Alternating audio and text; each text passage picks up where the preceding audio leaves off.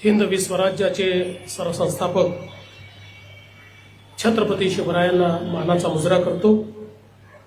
भारतीय राज्यघटनेचे शिल्पकार भारतरत्न डॉक्टर बाबासाहेब आंबेडकर यांना मानवंदना अर्पित करतो। राष्ट्रवादी काँग्रेस पक्षाच्या वतीनं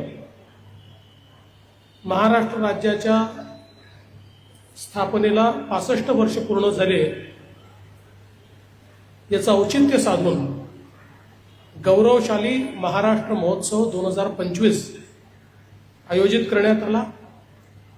या कार्यक्रमामध्ये आजच्या या सत्कार समारोहाला उपस्थित असलेले राज्याचे उपमुख्यमंत्री आणि राष्ट्रवादी काँग्रेस पक्षाचे नेते अध्यक्ष अजितदादा पवार, महाराष्ट्राचे माजी मुख्यमंत्री माजी केंद्रीय मंत्री नारायणराव राणेजी, महाराष्ट्राचे माजी मुख्यमंत्री आदरणीय अशोकराव चव्हाणजी, माजी केंद्रीय मंत्री प्रफुल्लभाई पटेलजी, मंत्रिमंडळातील माझे सहकारी श्री प्रताप सरनाईकजी, बाबासाहेब पाटीलजी, नरहरी झिरवळजी, अदितीताई तटकरे, राष्ट्रवादी काँग्रेसचे ज्येष्ठ नेते आणि महाराष्ट्राचे माजी उपमुख्यमंत्री, ज्यांना ओबीसीचा आवाज म्हणून संपूर्ण भारतात ओळखलं जातं असे आदरणीय छगन भुजबळजी, इंद्रनील नाईकजी, माजी मंत्री माजी विधानसभा अध्यक्ष दिलीपराव वळसे पाटीलजी, धनंजय मुंडेजी, रुपालीताई चाकणकर आणि हा संपूर्ण कार्यक्रम आयोजित करण्यात ज्यांनी पुढाकार घेतला ते राष्ट्रवादी काँग्रेसचे अध्यक्ष आणि खासदार श्री सुनील तटकरेजी, मंचावरील सर्व मान्यवर, समोर उपस्थित असलेले सर्व मान्यवर आणि उपस्थित सर्व भगिनी आणि बंधूंनो, मी राष्ट्रवादी काँग्रेस पक्षाचे मनापासून आभार मानतो की एक अतिशय सुंदर असा गौरवशाली महाराष्ट्र महोत्सव राष्ट्रवादी काँग्रेस पक्षाच्या वतीनं आयोजित करण्यात आला आणि महाराष्ट्र दिनापासून विविध महाराष्ट्राच्या छटा या एकाच ठिकाणी आपल्याला पाहता येतील अशा प्रकारची ही रचना 1 मे ते 4 मे या ठिकाणी करण्यात आली। या कार्यक्रमाला आल्यानंतर सुनीलजींनी आम्हाला इथली दालनं दाखवली आणि मी खरोखर मनापासून आपलं अभिनंदन करतो। इतकी सुंदर ही दालनं सगळी आहेत की महाराष्ट्रातल्या प्रत्येक तरुण पिढीतल्या किंवा शाळेत शिकणाऱ्या विद्यार्थ्यांनी इथे येऊन ही दालनं बघितलीच पाहिजे, कारण महाराष्ट्र काय आहे तो अतिशय संक्षिप्त पण अतिशय प्रभावीपणे या दालनांमध्ये आपल्याला पाहायला मिळतो। छत्रपती शिवरायांपासून शक्तीचा इतिहास आहे किंवा या ठिकाणी भक्तीचा इतिहास आहे, असे दोन्ही इतिहास आपल्याला त्या ठिकाणी पाहायला मिळतात आणि महाराष्ट्रातले सगळे जे थोर पुरुष आहेत त्यांचं चरित्र आपल्याला त्या ठिकाणी पाहायला मिळतं। संयुक्त महाराष्ट्राचा लढा हा आपल्याला त्या ठिकाणी पाहायला मिळतो। महाराष्ट्रातली जी रत्न आहेत, विविध पुरस्कार प्राप्त केलेली ती रत्न त्या ठिकाणी पाहायला मिळतात आणि अर्थातच महाराष्ट्राचे मुख्यमंत्री उपमुख्यमंत्री अशी सगळी एक महाराष्ट्राचा धावता इतिहास आपल्याला पाहता येईल अशा प्रकारची दालनांची रचना करण्यात आलेली आहे आणि त्याची एकूणच मांडणी अतिशय प्रभावी आहे। यासोबतच महाराष्ट्रातल्या विविध कलावंतांनी या ठिकाणी चित्रकला असेल, मूर्तिकला असेल, अशा विविध कला या ठिकाणी आपल्या दाखवलेल्या आहेत। सोबतच महाराष्ट्राची खाद्य संस्कृती देखील या ठिकाणी आहे। हे स्टॉल्स आहेत, मला माहिती असतं तर मी तासभर आधी आलो असतो आणि मग या कार्यक्रमात आलो असतो, पण मला ते माहिती नव्हतं। पण मी पुन्हा येईन असं नेहमी म्हणत असतो, तसं इथे पुन्हा येईन आणि या खाद्य संस्कृतीचा जो काही उपभोग आहे तो निश्चितपणे घेईल. त्यामुळे एकूणच ज्याला आपण आजच्या भाषेमध्ये मिनी महाराष्ट्र म्हणू तो साकारण्याचं काम या कार्यक्रमाच्या निमित्ताने आपण सर्वांनी केलं. त्याबद्दल खरोखर मनापासून मी तुम्हाला धन्यवाद देतो. आत्ताच तटकरे साहेबांनी महाराष्ट्राचा धावता इतिहास सांगितला आणि विशेषतः संयुक्त महाराष्ट्राची चळवळ ही एक स्वातंत्र्योत्तर काळातील महत्वाची चळवळ ठरली.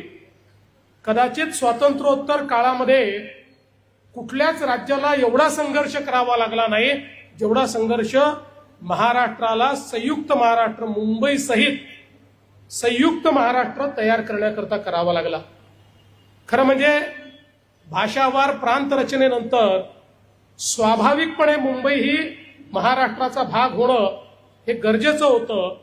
पण त्याच वेळी जे काही प्रचलित राजकीय परिस्थिती होती त्यामुळे मुंबई सहज मिळेल असं वाटत नव्हतं आणि म्हणून एक मोठा लढा उभारला गेला. 106 आमच्या लढवय्यांना हौतात्म्य पत्करावं लागलं आणि त्यातून हा संयुक्त महाराष्ट्र उभा झाला. आणि जसं या ठिकाणी मुंबईसह संयुक्त महाराष्ट्र अशा प्रकारचा आपला नारा होता, त्यावेळी खरं म्हणजे भाषावार प्रांत रचनेच्या त्या काळामध्ये जे काही कमिशन तयार झालं होतं त्या कमिशनने त्यावेळी विदर्भ हे वेगळं राज्य व्हावं अशा प्रकारची शिफारस केली होती. पण मराठी माणसाने साथ घातली आणि जर सगळा मराठी मुलूक एकत्रित आला नाही तर मुंबई देखील मिळणार नाही. आणि म्हणून त्यावेळच्या विदर्भातल्या नेत्यांनी हा निर्णय घेतला की आपलं मराठी पण जपायचं असेल, आपली मराठी भाषा जपायची असेल, आपली मराठी संस्कृती जपायची असेल तर आपल्याला एक आलं पाहिजे. आणि त्या ठिकाणी आपल्याला माहिती आहे नागपूर करार झाला आणि त्यातनं हा संयुक्त महाराष्ट्र आपण तयार करू शकलो. आणि खऱ्या अर्थानं स्वर्गीय यशवंतराव चव्हाणांच्या नेतृत्वात पहिलं सरकार संयुक्त महाराष्ट्राचं 1 मे 1960 रोजी या ठिकाणी तयार झालं. या लढ्याची जी गाथा, या लढ्याची जी कथा आहे त्याच्यामध्ये अनेकांचं जे योगदान आहे हे कदाचित नवीन पिढीला माहिती नाही. आणि म्हणून अशा प्रकारच्या कार्यक्रमांच्या माध्यमातून ते योगदान नव्या पिढीपर्यंत पोहोचवण्याचा हा जो उपक्रम आपण सुरू केलेला आहे, मी आपल्याला विनंती करेन की इथलं प्रदर्शन झाल्यानंतर हेच प्रदर्शन आपण मंत्रालयामध्ये जे आपलं खाली जे दालन आहे त्या ठिकाणी काही दिवस ठेवलं पाहिजे. कारण मंत्रालयात मोठ्या प्रमाणात लोक येतात, त्यांनाही हा इतिहास जो आहे हा इतिहास त्या ठिकाणी पाहता येईल. आणि मला असं वाटतं की त्यातनं एक मोठी प्रेरणा ही निश्चितपणे मिळेल. याच उपक्रमाचा एक भाग म्हणून महाराष्ट्रातल्या माजी मुख्यमंत्र्यांचा सत्कार, माजी उपमुख्यमंत्र्यांचा सत्कार हे देखील एक अतिशय चांगलं आयोजन या ठिकाणी राष्ट्रवादी काँग्रेस पक्षाने केलं आणि आम्हाला या ठिकाणी निमंत्रित केलं.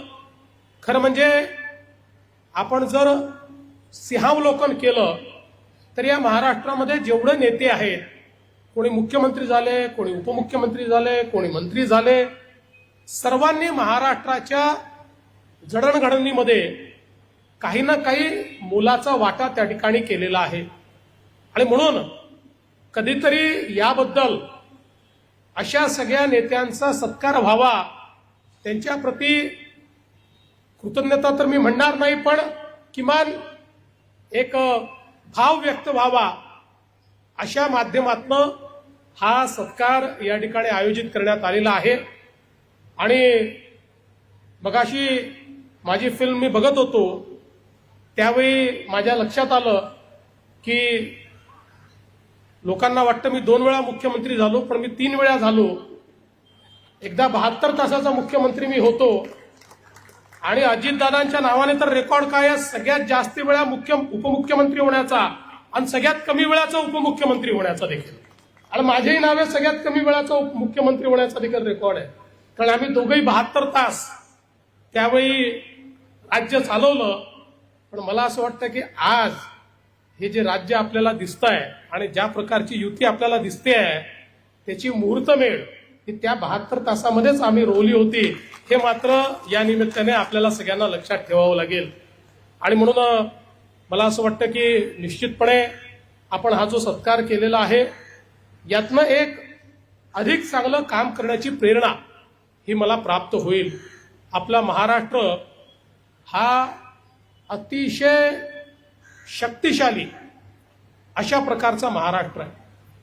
ज्यावेळेस महाराष्ट्राच्या शक्तिस्थानांकडे मी बघतो त्यावेळी मला असं वाटतं की या महाराष्ट्राला असीमित अशा प्रकारची संधी आहे. या महाराष्ट्राच्या विकासाकरता, इथल्या जनाजनाच्या विकासाकरता असीमित अशा प्रकारची संधी आहे. आणि म्हणूनच आम्ही सगळे, मी असेल, अजितदादा असतील, आमचे एकनाथरावजी शिंदे साहेब असतील, किंवा मंत्रिमंडळातले आमचे सगळे सहकारी असतील, किंवा आम्हाला मार्गदर्शन करणारे सगळे नेते असतील, आम्ही सगळे हाच प्रयत्न करतो की आपल्या हातून एक बलशाली, एक सक्षम आणि शेवटच्या माणसापर्यंत विकास पोचलेला महाराष्ट्र आपल्याला कसा तयार करता येईल याकरताच आमचा सगळ्यांचा प्रयत्न आहे. आणि या प्रयत्नामध्ये मी असं समजतो की राष्ट्रवादी काँग्रेस पक्षाने आमचा सत्कार करून आम्हाला काम करण्याची एक नवीन प्रेरणा दिलेली आहे. त्याबद्दल मी आपल्या सर्वांचे मनापासून आभार मानतो. खरं म्हणजे सगळेच माजी मुख्यमंत्री आले असते तर अधिक आनंद झाला असता, कारण हा मंच तसा राजकीय नाहीये. जरी राष्ट्रवादी काँग्रेस पक्षाने हा कार्यक्रम आयोजित केला तरी हा गौरवशाली महाराष्ट्राच्या महोत्सवाचा मंच असल्यामुळे मला असं वाटतं की गौरवशाली महाराष्ट्राबद्दल ज्यांना ज्यांना अभिमान आहे अशा सगळ्यांनी येऊन जर या ठिकाणी आपला पुरस्कार घेतला असता किंवा सत्कार घेतला असता तर ते अधिक औचित्यपूर्ण ठरलं असतं. पण काही हरकत नाही, त्यांचं जे आले त्यांचा सत्कार आहे, जे नाही आले त्यांचा मनातला सत्कार आहे. कोणाचाच या ठिकाणी काही अडचण नाही आहे. मी पुन्हा एकदा दादा आपलं, तटकरे साहेब आपलं आणि संपूर्ण राष्ट्रवादी काँग्रेस पक्षाचं मनापासून आपले आभार मानतो. आणि खरं म्हणजे राणेसाहेब आणि अशोकराव आपल्या भाषणापूर्वी या ठिकाणून जाणं हे औचित्याला साधून नसलं तरी आपल्याला कल्पना आहे, कारण आपण दोघेही माझ्यापेक्षा सिनियर मुख्यमंत्री आहात, त्यामुळे मुख्यमंत्र्यांना कार्यक्रमांना जावं लागतं. आणि आपला तर दादा असा नावलौकिक होता की आपण अजूनही आहे, आपण वेळेवर जाणाऱ्यांपैकी आहे. आम्ही थोडं 2-5 मिनिटं इकडे तिकडे जातो, त्याच्यामुळे आमचे राणेसाहेब असतील, अजितदादा असतील, हे वेळेवर जाणारे लोक आहेत. आणि म्हणून पुढच्या कार्यक्रमाला जो वेव्हच्या संदर्भातला कार्यक्रम आहे त्याला मला जायचं असल्यामुळे या मंचाची मी माफी मागतो. पुन्हा एकदा आभार व्यक्त करतो आणि माझे 2 शब्द संपवतो. धन्यवाद. जय हिंद, जय महाराष्ट्र. लोकशाही मराठी ऐका, पहा, जागरूक रहा.